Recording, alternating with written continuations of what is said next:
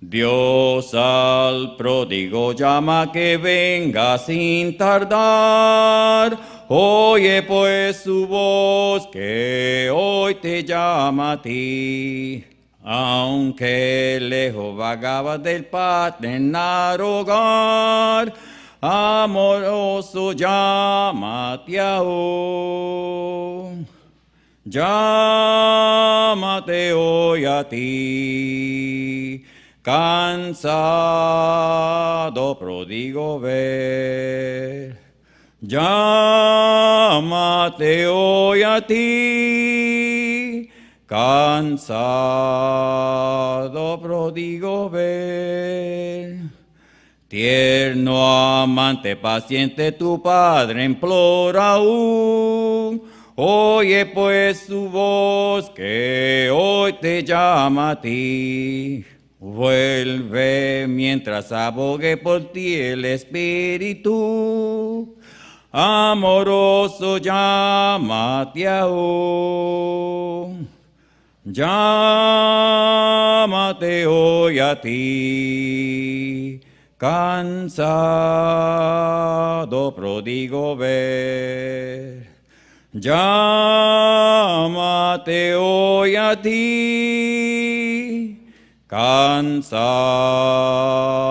pródigo ven.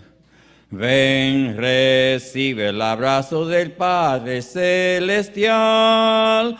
Oye pues su voz que hoy te llama a ti. Entra alegre el banquete que brinda sin igual. Amoroso llámate aún. Llámate hoy a ti, cansado pródigo ver. Llámate hoy a ti, cansado pródigo ver, lo pródigo ver. Amén. Buenos días, hermanos. Buenos días.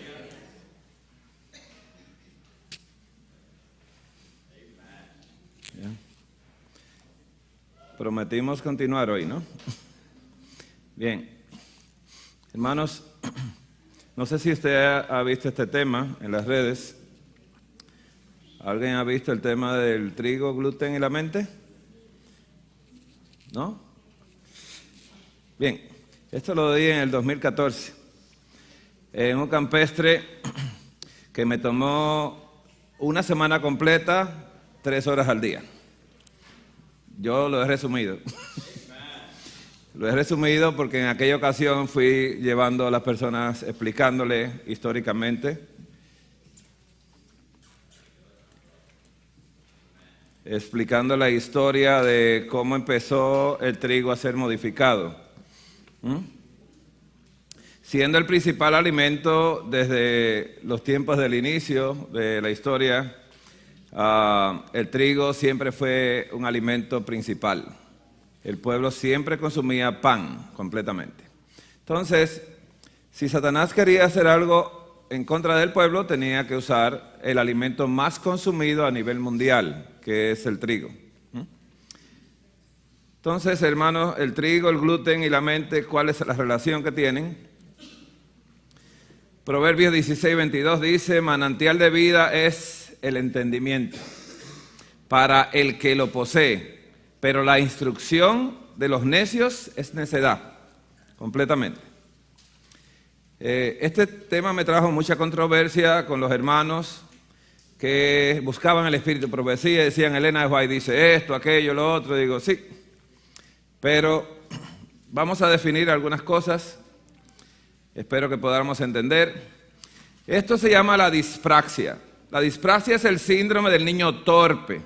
Dificultades para realizar movimientos sencillos. Usted ve el niño, yo coloco un video, requiere cierta coordinación, como jugar a la pelota, abrocharse un botón. El niño es torpe en todo lo que hace. Y los padres a veces no entienden que ese es un problema a nivel cerebral que se llama dispraxia. Hay otra situación, y estoy haciendo definiciones, es la ataxia cerebral, que eso es un síntoma, no es una enfermedad, que puede ser debido a alteraciones de diversas partes del sistema nervioso.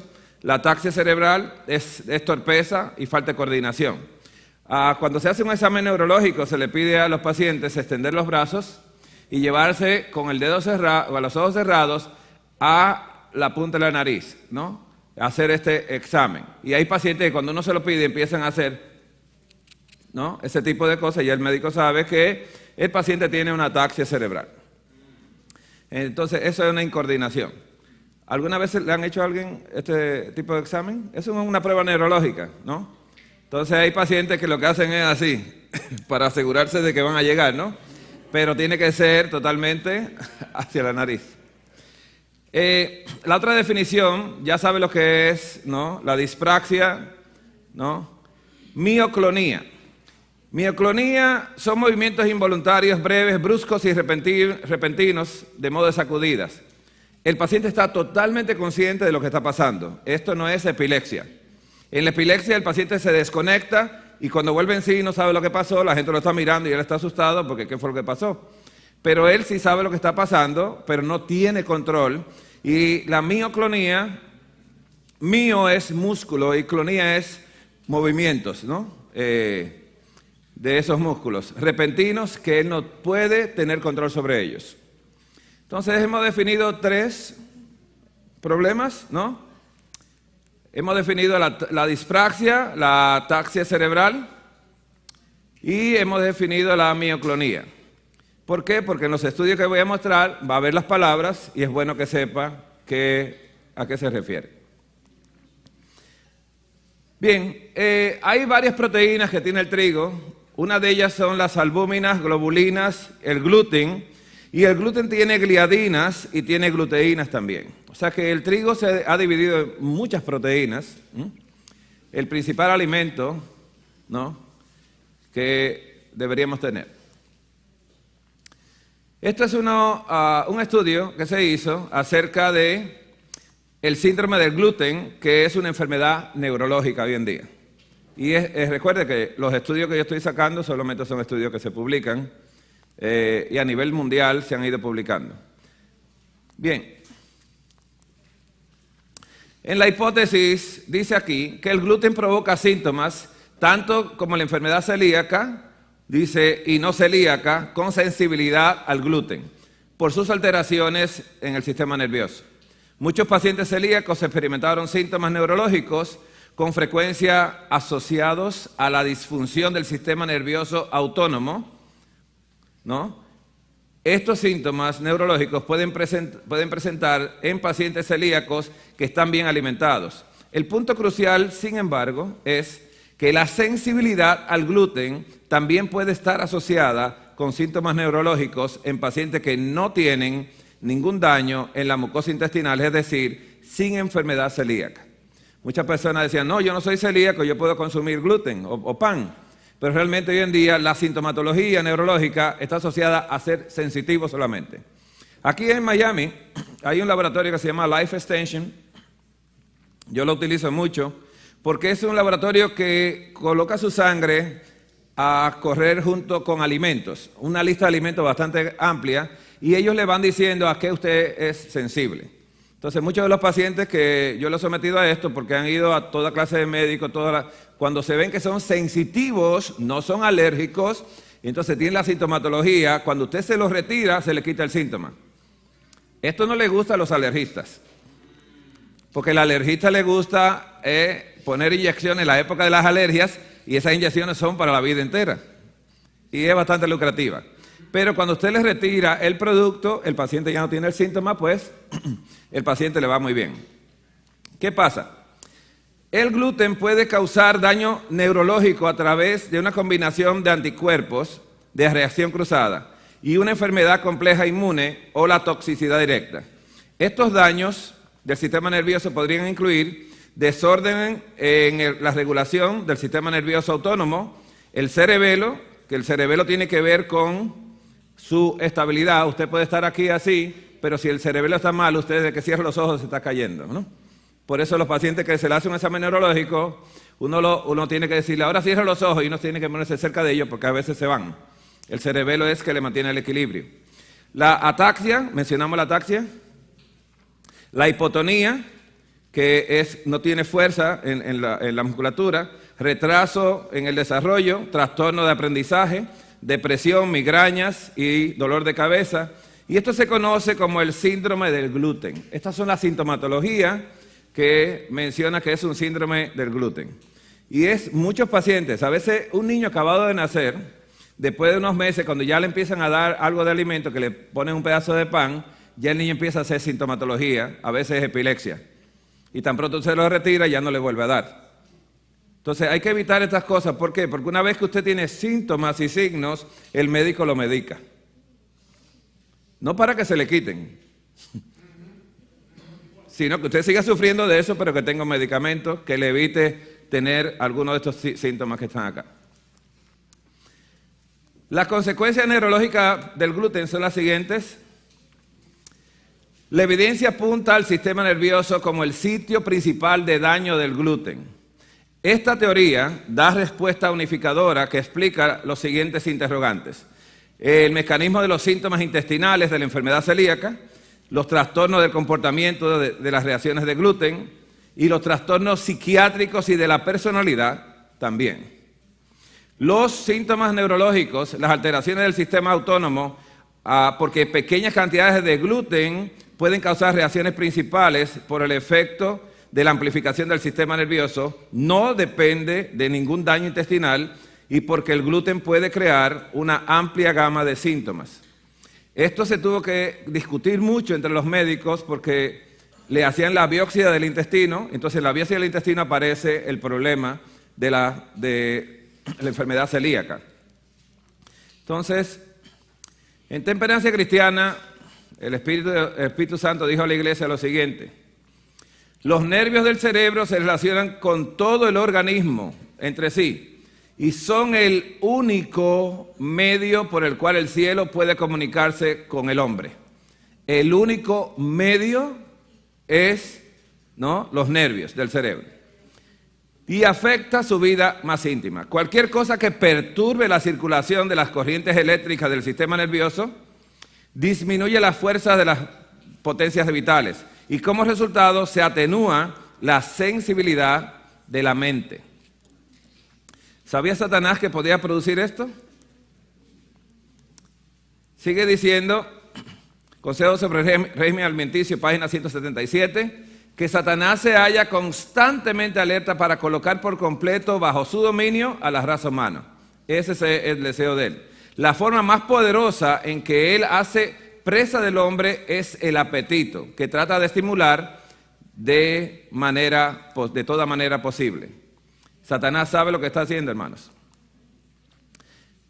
Si usted entra a esta página de la enfermedad celíaca, ¿no?, esta página le va a mostrar varias cosas, que la enfermedad celíaca es el 1% de las personas que la padecen. ¿Escuchó esto? De 100, 1 o 3 millones de americanos la padecen. Que la sensitividad al gluten, el 6% la padece. Estamos viendo la diferencia entre un paciente celíaco, que es el 1%, y nosotros, que somos el 6%. Entonces, hermanos, 18 millones de americanos y no 3 millones de americanos de los que sufren de enfermedad celíaca. Los sensitivos somos más. Así que podemos ver la diferencia, muy amplia la diferencia, de un 1 a un 18%. Entonces, parte de las enfermedades, como el autismo, que afecta de 1 a 110 niños que nacen en Estados Unidos, son sensitivos al gluten y a la caseína o proteína de la leche de vaca. La enfermedad celíaca, como impacta el 1%, que son 3 millones de americanos, ¿no?, y la sensitividad al gluten, que impacta a 18 millones de americanos, ¿no?, la alergia al trigo, que incluye, ¿no?, como 8 alergenos en la lista para hacerle a los pacientes, Y la esclerosis múltiple y la enfermedad de la tiroides y la hiperactividad también son condiciones que mejoran y se alivian con una dieta libre de gluten. Muchos padres no entienden porque su médico le dice que no hay problema. Esta es una resonancia magnética normal, la de abajo, y aquí vemos una que es sensitiva al gluten, ¿no? ¿Cómo aparece? Esa sustancia blanca que usted ve ahí es la desaparición de la memoria del cerebro. Y cuando la memoria se va desapareciendo, aunque usted diga, oh, yo he visto esto alguna vez, pero no lo encadena porque parte de la memoria se fue. ¿No? Entonces esto es bien peligroso y esto se puede hacer totalmente con una resonancia magnética, uno puede ver lo que está pasando. Aquí hay un estudio publicado hace muchos años, en el 1978, o sea que esto de octubre de 20 del 78 ya se empieza a hablar. Y mire qué interesante este estudio. Péptidos opioides derivados de las proteínas de los alimentos. ¿Escuchó la palabra opio? Opio. Y mire qué menciona el estudio. Menciona que estos péptidos, ¿no?, se hidrolizan, que vienen en el gluten y en la alfa-caseína, que es la proteína del queso. Péptidos con actividad opioide que se encuentran hidrolizados en la pexina, que es una enzima que rompe las proteínas, del gluten, del trigo y de la alfa-caseína. ¿Recuerda lo que el espíritu de profecía decía? Que el queso es impropio ¿a qué? Al estómago. En el estómago es que se encuentra la pexina, la que rompe las proteínas. Y dice claramente que el queso es impropio, pero no explicaba nada más. Pero si decía que era impropio, pues era impropio. Y son las dos cosas que más problemas le da a las personas abandonar. Tanta pizza que hacen, pastor, trigo y queso. Satanás sabe mucho. Y barata que la venden, ¿no? Los vegetales son caros. Usted compra el brócoli, pero con menos de eso compra una pizza, ¿no? Entonces, ¿qué ha pasado, hermanos? Que estos péptidos también son similares a la morfina, no tan solo ahora mismo a lo que acabamos de mencionar, ¿no? Y se ha reportado que está relacionado íntimamente con los desórdenes mentales, problemas digestivos, por esa actividad opioide. Lo voy a colocar en español ahora. Estos son opioides que tienen péptidos con actividad similar a la morfina, y estos opioides que han sido aislados en el cerebro y otras fuentes, como también la pituitaria. Y se ha reportado la relación del gluten con las enfermedades mentales. Y estas exorfinas, como le llaman, tienen actividad similar a la morfina. Por eso es tan aditivo el pan y por eso es tan aditivo el queso. Usted le dice a un paciente que tiene que hacer el queso y el pan, dice, me muero. A mí me dicen mucho, y más en la República Dominicana, tristemente. Porque allá le llaman comida saludable. Y cuando usted es programado en la mente de que eso es saludable, no importa quién se lo diga. Pero mi doctor nunca me ha dicho, digo, sí, porque él no cree en Dios. Por eso nunca le va a decir. Hermanos, empezamos anoche a decir que en la comida y en la bebida habían cosas, ¿no?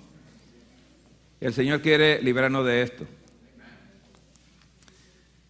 El trigo del gluten, ¿no?, dice Dohan y otros, se ha encontrado relacionado con el origen de la esquizofrenia. Y hay otros autores que evidencian esto también. Quiere decir que hasta un esquizofrénico que usted le quite el trigo y la caseína puede mejorar su sintomatología también. Aunque hay esquizofrenia adventista del séptimo día también. ¿Conoce esa, pastor? ¿Para dónde tú te vas a reunir? ¿Tú le pediste permiso al pastor de la iglesia? Y que no, yo fui y recibí la primera comunión. Mire, el gluten de trigo ha sido implicado por Dohan y sus colegas en la etiología de la esquizofrenia o el origen. Y las pruebas han sido proporcionadas por otros también. Nuestros experimentos proporcionan un mecanismo bioquímico para esa función, en la demostración de la conversión del gluten en péptidos potenciales con potenciales acciones en el sistema nervioso central. Por eso la persona cuando come pan cierra los ojos. Hace, y rico que quedó, ¿no? Es como llegó la droga, ¿no? Y esto, si usted coloca péptidos opioides en Google y pone imágenes, usted va a ver cuántos ¿Cuántas imágenes aparecen? Afecta directamente. En este estudio llamado Demencias mediadas inmunológicamente, ya usted sabe a qué se refiere. Demencias mediadas inmunológicamente menciona la sensibilidad al gluten, ¿no? Dice así: la demencia mediada por la sensibilidad al gluten se define como la seropositividad de anticuerpos inducidas por el gluten, que puede causar un síndrome que mejoraría esta condición con una dieta libre de gluten. El síndrome de demencia por sensibilidad al gluten está generalmente acompañado por al menos unos o todos los siguientes síntomas: ataxia, la mencionamos la ataxia, la mioclonía, la mencionamos, convulsiones, dolores de cabeza y neuropatías. La progresión de estos síntomas puede ser rápida o lenta y puede ser episódica o no contigua. Depende del paciente y de la magnitud de lo que coma. En este estudio de la Academia Americana de Neurología, dice acá, presentando la enfermedad celíaca oculta en la epilepsia y los cambios en la resonancia magnética que respondió bien a la dieta sin gluten. Y aquí toman un paciente interesante, ¿no? Menciona que él estaba en una distribución general de alimentos y medicación antiepiléptica. Él ha estado estrictamente con la dieta libre de gluten y ha estado libre de ataques hace casi 2 años. Aunque la hemiparexia, que es el adormecimiento de la mitad de la cara, y las dificultades cognitivas persistían. Los niveles de anticuerpos anormales se han normalizado, como se esperaba en el cumplimiento de una dieta libre de gluten. Y todas las lesiones cerebrales mejoraron en contraste y se ha resuelto sin recurrencia. Anoche nosotros dimos un remedio, ¿recuerdan? Del omega 3 y de la chía, la linaza. Este paciente, recuerde que solamente lo colocan en la alimentación, pero no le nutren su cerebro. Pero si el paciente hace ejercicio,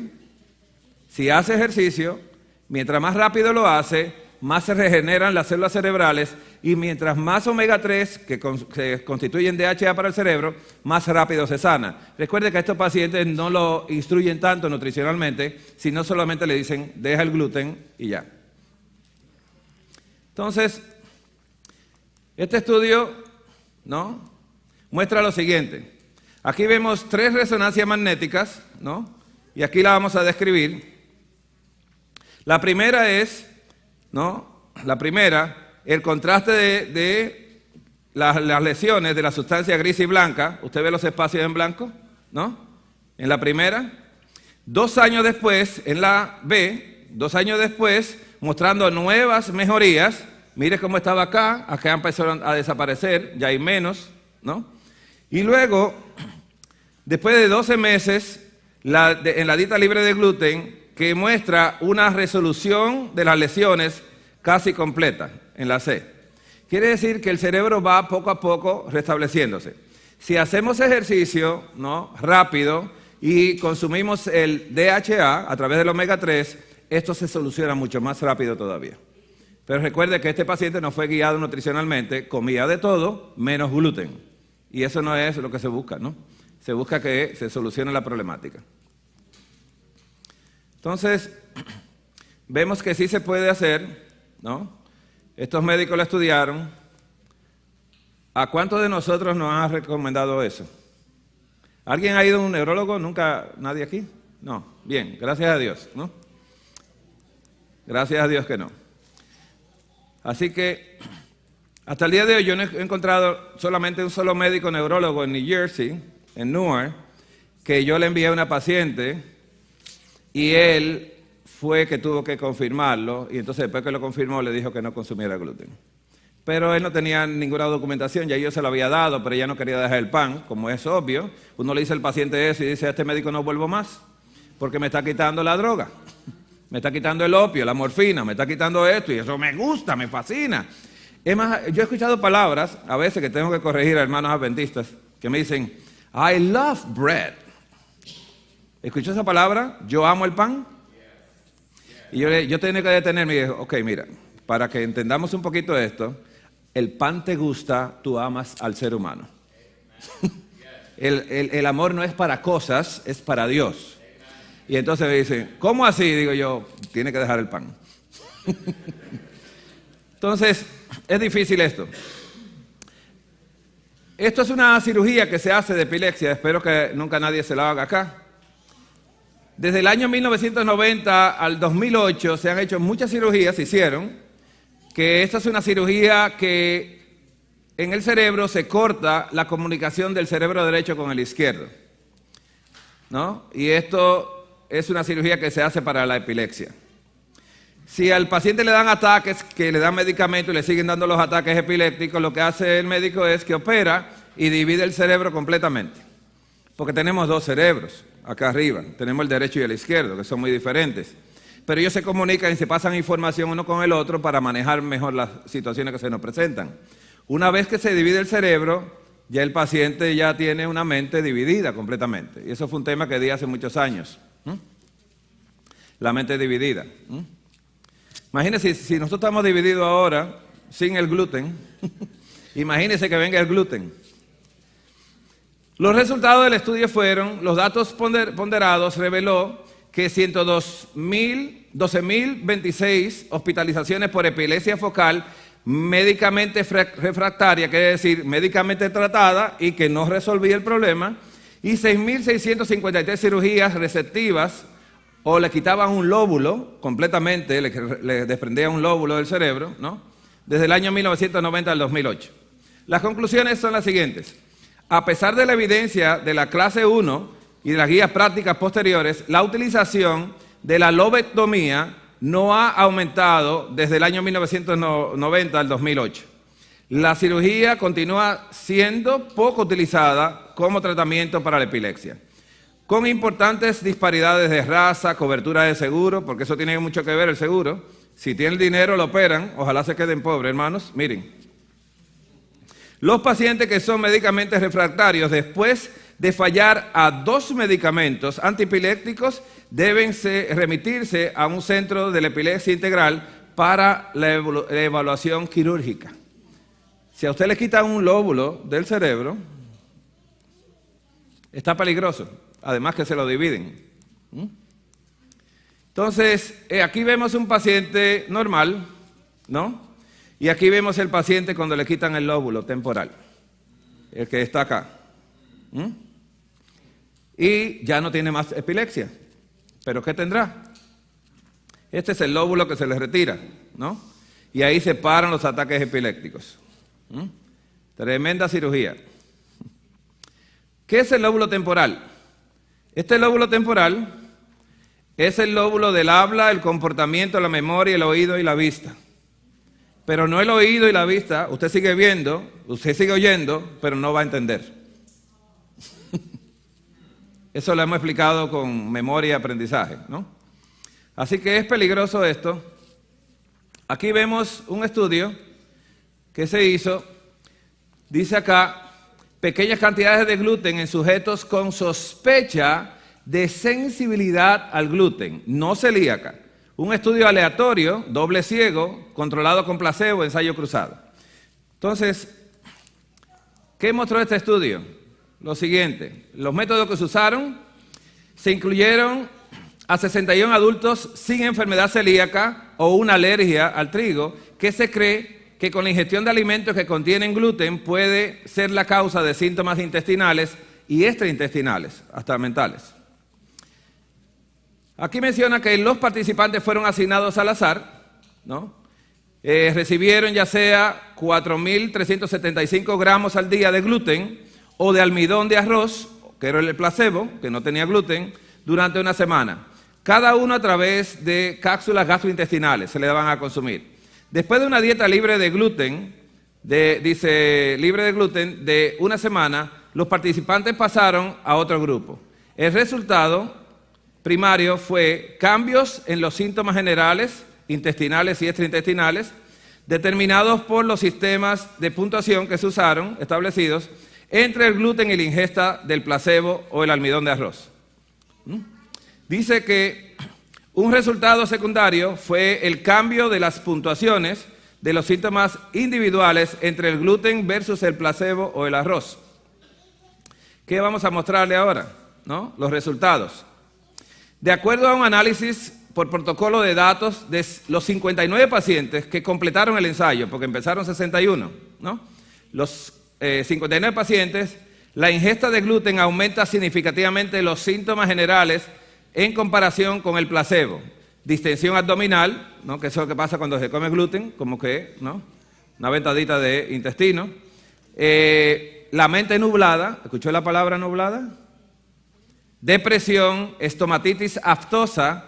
La estomatitis no es más que las encías inflamadas y a veces con llagas. Eso es aftas bucales. Entre los síntomas extraintestinales. Fueron significativamente más graves cuando los sujetos recibieron gluten que con el placebo o el arroz. El arroz no tiene gluten, ¿eh? Pero tiene amilopectina, el modificado, amilopectina, recuerden eso. Así que vemos que sí, estos pacientes que no tenían enfermedad celíaca tuvieron sintomatología también, ¿no? Porque a veces dice, yo nunca he sentido nada, usted no va a sentir nada. Satanás no hace nada para que usted sienta. Aquí habla de otro estudio, otro reporte que se hizo, daño celular intestinal y la activación inmune sistémica de los individuos que informaron sensibilidad al trigo en la ausencia de la enfermedad celíaca. Por eso yo primero puse la enfermedad, el gluten, todo lo que causaba, y ahora paciente que dice, no, pero yo no sufro de eso. Usted no tiene que sufrir, solamente va a tener sensibilidad. Entonces, en los resultados del estudio es que las características demográficas y clínicas del estudio de 80 pacientes, 21 de ellos, el 26%, expresan un daño intestinal o una tasa que no sustancialmente difiere en la población general. Una pequeña biopsia duodenal intestinal mostró una mucosa normal en 48%, 60% de esos pacientes estaba normal, pero anomalías leves, representadas por un aumento de los linfocitos. ¿Sabe lo que son los linfocitos? Son células blancas que son las que suben en caso de virus. Esas son los que suben, los linfocitos. Entonces, cuando usted escucha que una persona tiene un linfoma, esas son las que están comandando completamente en la sangre y en el cuerpo. Así que los linfocitos estaban ahí presentes intraepiteliales en un 32%, 32 pacientes, 40%. Por lo contrario, todos los pacientes con enfermedad celíaca que en este estudio expresan daño y presentan con los hallazgos histológicos intestinales de tercer grado. Pero como quiera, aunque no tenga enfermedad celíaca, va a tener una reacción. Así que las conclusiones del estudio fueron las siguientes. Estos resultados revelan un estado de activación inmune sistémica en conjunción con un epitelio intestinal o las células del intestino, comprometida que afecta a un subconjunto de individuos que experimentan sensibilidad a trigo en ausencia de la enfermedad celíaca. Así que esto lo tuve que hacer así porque muchos decían, yo no soy celíaco, este tema no es para mí, pero este tema es para todos, porque Satanás quiere nuestra mente. Y él tiene que usar lo que usted come, porque si usted no quiere comer carne, dice, pues come pan. Y tiene que ir trabajando con nosotros de esa manera. Recuerde algo, a veces yo tengo hermanitos que cuando estamos hablando íntimamente me dicen, ay hermano, pero que yo no creo que a mí me va a pasar eso. Digo, fíjese, Eva nunca vio telenovela como usted la ve. Eva nunca escuchó malas palabras. Eva solamente oía a los ángeles cantar, oía al cielo hablar y solamente vivía en un ambiente totalmente donde habitaba el Espíritu Santo y habitaba Dios y Jesús, que caminaba con ellos todos los días en el Edén. Digo yo, ¿y usted cree que no la va a engañar a usted?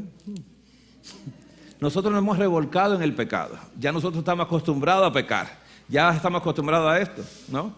Una de las cosas que más escucho y oigo son las mentiras que las personas dicen y no saben que lo están diciendo. Y esto lo escucho a diario. De casi todos los pacientes, yo creo que si hay 100 pacientes, hay 99 que hablan mentiras. Y no se dan cuenta que son mentiras. Y yo le dije, ¿usted toma agua? No, yo no tomé agua. Digo yo, pero necesitaba agua. Sí, yo tomé un poquito. Digo, ok. ¿Está escuchando lo que hablan? Y yo me quedo y digo, ok. ¿Tomó agua? Sigue un poco. O no tomé agua. Y ya. Dice, no, dijo, ay, usted necesitaba agua. Sí, yo tomo un poquito. Digo, ok. Y ya yo entiendo que esa persona no me va a captar completamente lo que quiero transmitirle.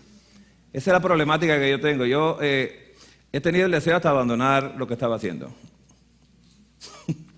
Yo le digo al pastor, yo debí venir para acá, para Miami, a la Florida. No sé, West Palm Beach. No.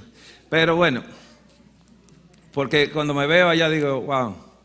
¿Por qué? Porque el paciente, si no entiende, no va a cambiar. No siente la necesidad. Pero eso lo he comido la vida entera. Digo yo, sí, pero por eso está usted así. ¿Cómo va a ser? El doctor nunca me lo ha dicho. Digo, te lo digo yo. Imagínense. Miren, hermanos. Esto es un estudio hecho en Italia que se llama la psicosis por gluten. La confirmación de una nueva entidad clínica. En Italia se hizo. ¿Cuál fue el estudio, no? El abstracto decía que la sensibilidad no celíaca al gluten, no enfermedad celíaca, no celíaca al gluten, un síndrome diagnosticado en pacientes con síntomas que responden a la eliminación de gluten en la dieta, después que se ha excluido la enfermedad celíaca y la alergia al trigo. Entonces, estos pacientes se han relacionado con trastornos neuropsiquiátricos tales como autismo, la esquizofrenia y la depresión. Un informe, ¿no?, de esta sensibilidad se presenta con alucinaciones que se ha descrito en un paciente adulto también. Entonces hay muchas enfermedades mentales causadas por el trigo, el gluten. Así que una niña de 14 años de edad vino a nuestra clínica para pacientes externos para síntomas psicóticos que aparentemente estaban asociados con el consumo de gluten. ¿En Italia se consume mucho gluten? El estudio fue hecho en Italia. Así que el Comité Ético Pediátrico de la Universidad Policlínica de Catania, Italia, aprobó el acceso a los registros de los pacientes. Dice, escrito fue el consentimiento informado que se tuvo de los padres del niño para que pueda pertenecer a este estudio. Así que ella nació por parto normal de padres no consanguíneos, su desarrollo en la infancia y crecimiento fueron normales, la madre se vio afectada de tiroiditis, una de las enfermedades que el gluten también produce, una inflamación de la tiroides, autoinmune, dice en mayo del 2012. Fue un episodio febril, se hizo cada vez más irritable, se reportó dolor de cabeza, dificultades de concentración diarias. Un mes después, sus síntomas empeoraron con fuerte dolor de cabeza, problemas de sueño y alteraciones del comportamiento, con varios episodios de llanto sin motivación. ¿Usted le ha preguntado a algún niño alguna vez, ¿por qué llora? No sé. Y digo, sensibilidad al gluten. Y apatía. Su rendimiento escolar se deterioró, la madre tomó nota de la halitosis severa, mal aliento severo que tenía la niña, nunca había padecido de esto antes. El paciente fue remitido a una clínica local neuropsiquiátrica, ambulatoria, donde se le ha diagnosticado, dice, un trastorno somático de conversión y el tratamiento, ¿no?, que se le ha dado, benzodiazepinas, para que se calme. Ya en junio del 2012, durante los exámenes finales de la escuela, los síntomas psiquiátricos que ocurren esporádicamente a los 2 meses anteriores empeoraron. Y de hecho, ella comenzó a tener alucinaciones complejas y dice que los tipos de estas alucinaciones variaron e informaron como, ¿no?, dice, indistinguibles de la realidad completamente. O sea, esta es una niña que fue sufriendo y todo era por el gluten, ¿no? En Italia, que yo creo que eso es un buen estudio. Así que las conclusiones del estudio fueron que el presente informe de casos muestra que la psicosis puede ser manifestación de esta enfermedad, la sensibilidad, y también puede involucrar a los niños. El diagnóstico es difícil y con muchos casos se quedan sin diagnosticar. La patogénesis, el origen de esta enfermedad, las manifestaciones neuropsiquiátricas en el sistema nervioso, y es un tema intrigante y aún poco conocido. Esto fue un estudio hecho en el 2015, fue que se terminó. Bien, la epilepsia y la enfermedad celíaca favorable, dice, ¿no? Es una dieta libre de gluten. El resultado favorable de esta dieta en estos pacientes, ¿no?, refractarios que le daba epilepsia aunque tomaban medicamentos antiepilépticos. Entonces, ¿qué mostró este estudio? Los antecedentes fue que existe una relación bien documentada entre la epilepsia y la enfermedad celíaca, incluyendo el síndrome caracterizado por la epilepsia, las calcificaciones occipitales y la enfermedad celíaca, daño ya en el intestino. Y el resultado y el resumen de esto es que se presenta un caso de una mujer de 23 años de edad con un máximo de 11 años de historia de ataques epilépticos refractarios, aunque toma medicamentos, y la enfermedad celíaca demostrado por biopsia con diagnóstico reciente y un aumento de anticuerpos de inmunoglobulina A. Yo quiero como detenerme un poquito acá. Si alguna vez usted va al médico a hacerse un estudio, dígale que le revisen las inmunoglobulinas. Y le van a revisar varios tipos de inmunoglobulina. La inmunoglobulina A está relacionada con el gluten, ¿no? Y es importante esto.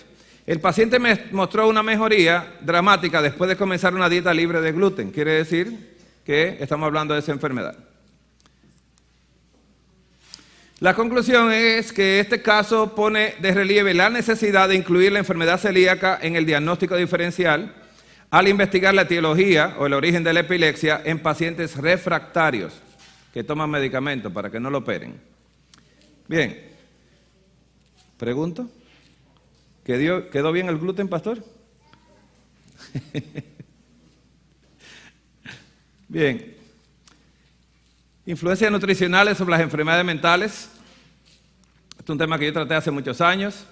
Uno de los estudios habla del comportamiento agresivo con el pastor de la iglesia. Mire,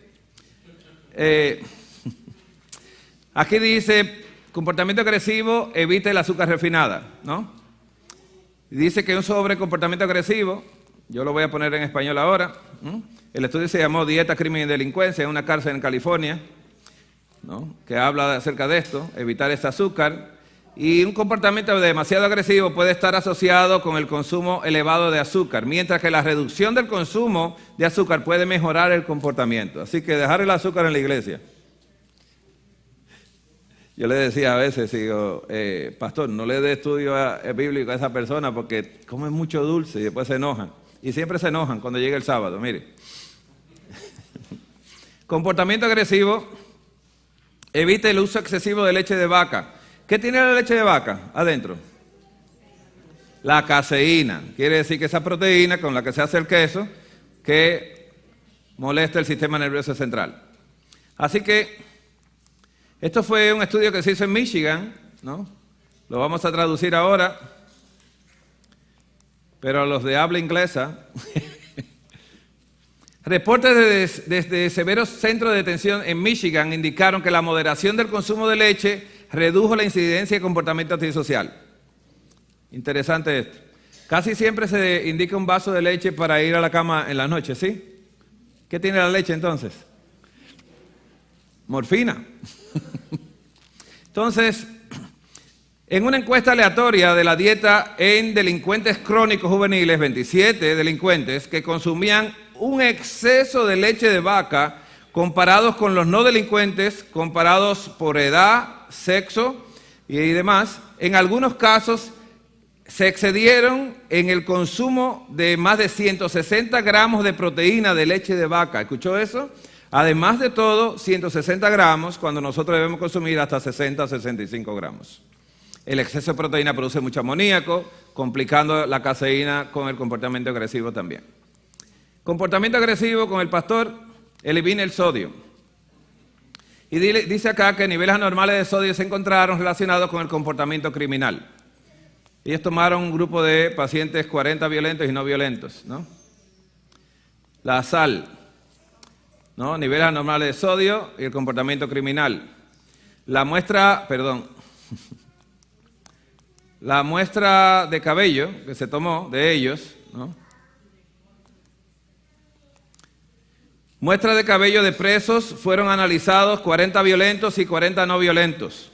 Dentro de una prisión, bajo las normas del laboratorio, mostraron que el sodio estuvo elevado en ambos grupos, tanto los violentos como los no violentos, ¿no? Usted puede ser un criminal calculador o puede ser un criminal porque es violento, ¿no? Recuerde que había un capo en Colombia que él no era violento él mismo, él mandaba a matar. Pero era calculador hasta lo último, ¿no? Calculaba, bueno, vamos a eliminar tal persona, ¿no?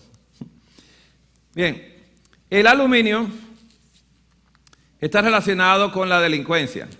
Y aquí el estudio muestra, ¿no?, comportamiento agresivo, la toxicidad por aluminio. ¿Sabe lo que quiere decir esto? Calentar en recipiente de aluminio, echar comida ahí caliente y brindarla a los sábados acá para que después el pastor reciba los golpes. Miren, comportamientos comparados bajo las normas del laboratorio mostraron que el aluminio estuvo elevado en 22 delincuentes.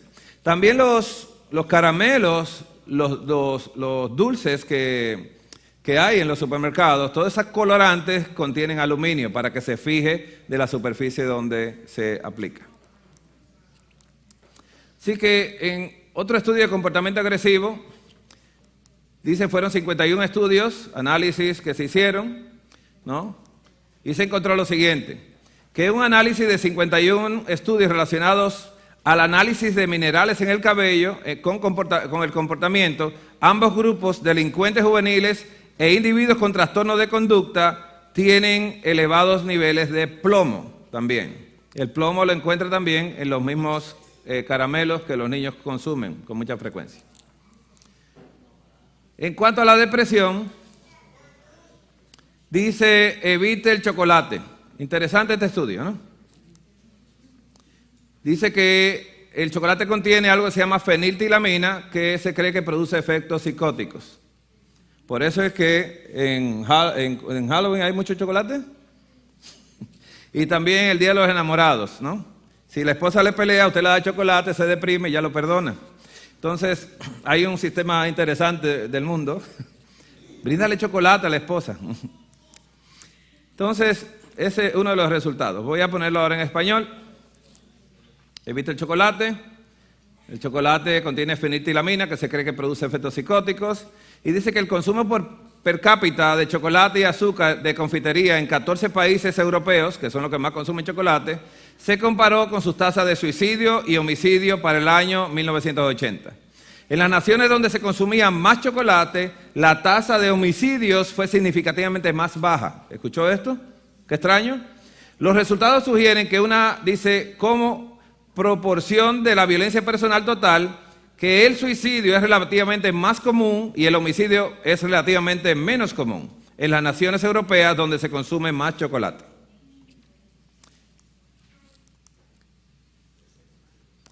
Esto es déficit de atención o hiperactividad. Se tomaron más del 60% de 486 niños hiperactivos, 82 de ellos eran varones de 7 a 13 años, y se reportó que sus problemas de comportamiento, ¿no?, cuando estuvieron expuestos a colores sintéticos, sabores sintéticos, preservativos, bebidas con preservativos, leche de vaca y productos lácteos. Y los detergentes químicos que se usan en la ropa. Cuando yo vi esto lo vi yo hace muchos años, antes de que mi hija naciera, pues yo tenía estos libros. Y cuando vi eso, compré un detergente especial, biodegradable y todo, para la ropa de la niña, pero no para la mía, yo seguí siendo violento. Miren. Entonces, déficit de atención e hiperactividad, más del 60% de 486 niños hiperactivos, 82% eran varones de 7 a 13 años de edad. Fue reportado por los familiares que mostraron ese incremento de problemas de comportamiento después de consumir y ser expuestos a colores y sabores sintéticos, comida y bebida con preservativos, leche de vaca y productos lácteos, detergentes químicos o perfumes. Dice que con el solo 12% de 172 niños por sexo y por edad en control. Los principales problemas de salud fueron reportados en los parientes en el 96% de los niños hiperactivos que fueron afectados por colores y sabores sintéticos, donde hubo una sed persistente, eczema de la piel, infecciones de oído, pulmones y una excesiva producción de mucosidad. Ya sabe que yo recibo muchos niños asmáticos y alérgicos que le dan de toda clase de medicamentos y cuando le cambia la alimentación, cuando se logra cambiar, entonces el niño empieza a mejorar. Hermanos, esto es difícil. Cuando los padres llegan, yo involucro a los padres a ser empáticos con los hijos. Digo, si el hijo no come dulce, usted tampoco come dulce. Pero no soy todo que tiene problemas, usted tiene más problemas que el niño. Porque usted es el ejemplo, usted es la cara que ve de la persona que le está dando ejemplo. Y si tú le das mal ejemplo, ¿cómo le dice, deja de eso y yo me lo sigo comiendo, ¿no? Hay que ser empático y usted tiene que hacer el sacrificio junto con los hijos. Entonces, problema de aprendizaje. Dice que como una dieta balanceada, vamos a hablar de esto, bajándola, ¿no? Minimizando, dicen ellos. Nosotros no minimizamos, lo quitamos. Trastorno de aprendizaje, como una dieta balanceada de proteínas, grasas y carbohidratos complejos y fibras. Esa es la recomendación. Porque una dieta equilibrada debería minimizar el peligro de una respuesta neuroglucopénica, sistema nervioso, glucosa, ¿no? Una falta de esa o una hipoglicemia. El azúcar podría interferir con el aprendizaje. Cuando el niño le baja mucho el azúcar, el cerebro que usa mucho azúcar, entonces se siente impedido de poder entender. Dicen ellos, como se hace siempre en medicina, minimice el azúcar, quítela. Y se acabó. Entonces los pacientes, ay, tú eres muy drástico. Digo, bueno, la ingesta de sacarosa puede causar disminución en el rendimiento académico. Entonces, ¿para qué consumirla en poca cantidad? Así que la sacarosa, o azúcar común, o azúcar de mesa, como se llama. En este estudio de problemas de aprendizaje dice, evite la cafeína. Y es triste que todavía hay adventistas que consumen cafeína. No estoy acusando a nadie acá, pero conozco una cantidad de adventistas que cuando uno le dice, tiene que dejar el café, ay hermano, ¿usted es tan fanático? Digo, no, eso te hace daño. Pero es que la gente se lleva de la viejita, digo yo me llevé de la viejita para ponerme a estudiar, porque era más bruto que usted, mire. Entonces, esto es lo que sucedió. Trastorno de aprendizaje, evite la cafeína, y dice que los efectos aparentemente beneficiosos de la cafeína sobre el rendimiento psicomotor, o sea, la actividad física, pueden deberse en realidad a los síntomas de abstinencia de la cafeína también. Así que en la encuesta de 1.500 estudiantes de psicología introductoria, los consumidores de alto contenido de café, 5 o más tazas, ¿no?, de café por día, informaron un rendimiento académico más bajo en comparación con lo que se abstuvieron de tomar café. Hablando de esto aquí en Cuba, esto es fuerte, ¿eh? Aquí no hay tantos hermanos cubanos, ¿verdad?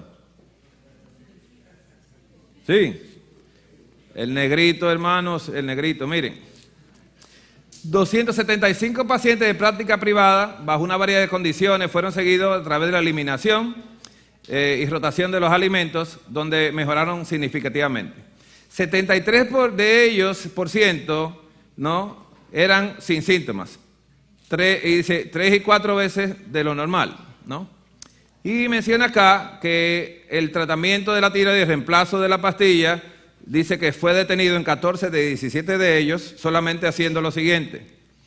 Especialmente cuando se dejó el azúcar, el pan y la leche y la carne de res. ¿No les recuerda algo esto en la Biblia? ¿Quién me dice qué le puede recordar esto que estamos leyendo acá? Lo leemos. 275 pacientes de práctica privada, con una variedad de condiciones, siguieron una dieta de eliminación y rotación que resultó en una mejoría significativa. 73% eran atópicos, sin síntomas, que es del 2 al 4 veces de la incidencia normal.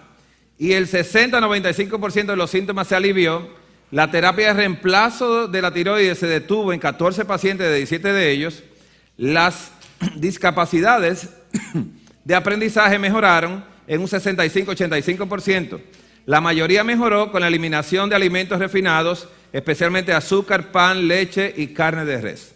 Quiere decir que Daniel no se puso en la alimentación porque sí. Y eso que estaba bien, mejoró. En cuanto a la esquizofrenia, dice, evite, ¿no?, esa dieta alta en carbohidratos. Anoche estuvimos hablando de realmente cuál es el problema, que son las amilopectinas, no la amilosa. Menciona acá que en la esquizofrenia, dieta alta en carbohidratos y baja en proteínas. Se estudiaron 38 pacientes que cumplieron los criterios diagnósticos de investigación para el trastorno esquizoafectivo. tipo maníaco y experiencias psicodélicas, dice 3 de los cuales padecían de la enfermedad de porfiria. La porfiria es cuando están eliminando el exceso de proteínas por la orina, entonces usted ve un color un poco anaranjado en la orina, usted dice, wow, el paciente está eliminando estos cuerpos, esto por acá. Se encontró que una dieta enriquecida en carbohidratos y baja en grasa y baja en proteínas, como se le indica en la porfiria, reduce y previene los episodios psicóticos de los pacientes también. O sea, que usaron una alimentación que se le da a los pacientes renales por el exceso de consumo de proteína y resultó en un bienestar para estos pacientes. Otro estudio acerca de la esquizofrenia dice evitar la cafeína y menciona acá, ¿no? Vamos a leer una vez solamente, que 13% de 98 pacientes psiquiátricos que tenían una ingesta de cafeína de 750 miligramos al día, la ingesta de cafeína fue alta en los esquizofrénicos y los pacientes que recibieron neurolépticos antes del ingreso tuvieron una ingesta mayor y dice que los usuarios de alto contenido de cafeína en el hospital obtuvieron mayores puntajes en una escala de depresión también. O sea que la cafeína no le hace un favor a nadie. En otro estudio de esquizofrenia, vamos a colocar en español ahora, que hay 3 informes de episodios psicóticos precipitados por el uso excesivo de cafeína y informes que describen, dice, episodios psicóticos después del tratamiento con agentes farmacológicos que contienen grandes cantidades de cafeína. Y por lo general, los pacientes comienzan a experimentar ansiedad y luego comienzan a aumentar notablemente el consumo de cafeína, lo que resulta en mayor ansiedad y psicosis. Además, un estudio sobre el uso de la cafeína en una sala de psiquiatría se indicó que el usuario alto de cafeína tendía a tener más sintomatología psicótica. ¿Usted se imagina en un consultorio psiquiátrico a un esquizofrénico dándole café? Eso le dice, quédate con tu esquizofrenia, pues yo tengo que pagar la renta. Mire, esto es interesante. La ansiedad,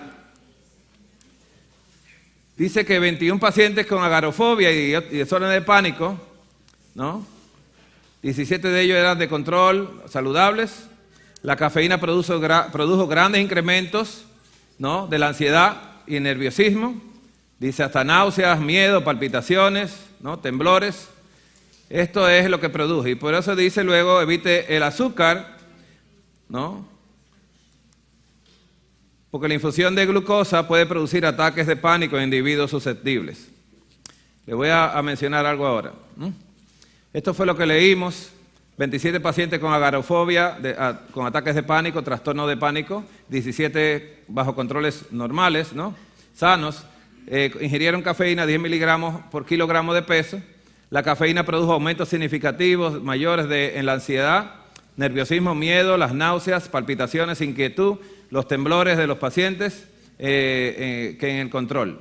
Solo en los pacientes con síntomas se correlacionaban significativamente con los niveles de cafeína en el plasma. El 71% de los pacientes informó que los efectos del comportamiento de la cafeína fueron similares y experimentaron grandes ataques de pánico también. ¿Qué les quiero decir acerca de la glucosa para estos individuos que tienen este tipo de problemas? Cuando a una sala de emergencia llega un paciente borracho, que ha perdido completamente el conocimiento, ¿no? A estos pacientes nosotros nos divertíamos en la República Dominicana, porque uno para despertarlo dice que le da por la carita, ¿no? Pero nosotros decíamos, dale una, ¡pah!, y se quedaba durmiendo. Digo, bueno, lo amarrábamos a la camilla, de pies y manos, le metíamos una cinta en el pecho también, le canalizábamos una vena y tomábamos 50 gramos de azúcar líquida por las venas. Y cuando usted tiene un borracho que no despierta, cuando usted le está pasando esos 50 así de repente, se despierta de una vez. Imagínese lo que hace en el cerebro, el azúcar. Si nosotros lo usamos para despertar borrachos. Esto es tremendo, hermanos. Nosotros lo tomamos como un chiste, ¿no? Dice, mira, se despertó de que le pusimos el azúcar. Ah, que la tenía bajita. No, el cerebro estaba desconectado. El órgano que más usa azúcar es el cerebro. En cuanto a la ansiedad, dice, evite la cafeína, claro está, ¿no? Porque la cafeína produce incremento de la epinefrina y norepinefrina, dos hormonas. Dice que los pacientes con ataque de pánico especialmente son susceptibles, dice, a la cafeína, con razón, ¿no? Vamos a colocarlo en español, ¿no? Entonces, cuando usted se asusta o tiene miedo, esas son las sustancias que le suben a usted, ¿no? Del cerebro se desatan y empieza a ponerse nervioso. Así que estos pacientes con ansiedad, especialmente aquellos con trastorno de pánico, son inusualmente sensibles a los efectos ansiogénicos de la cafeína.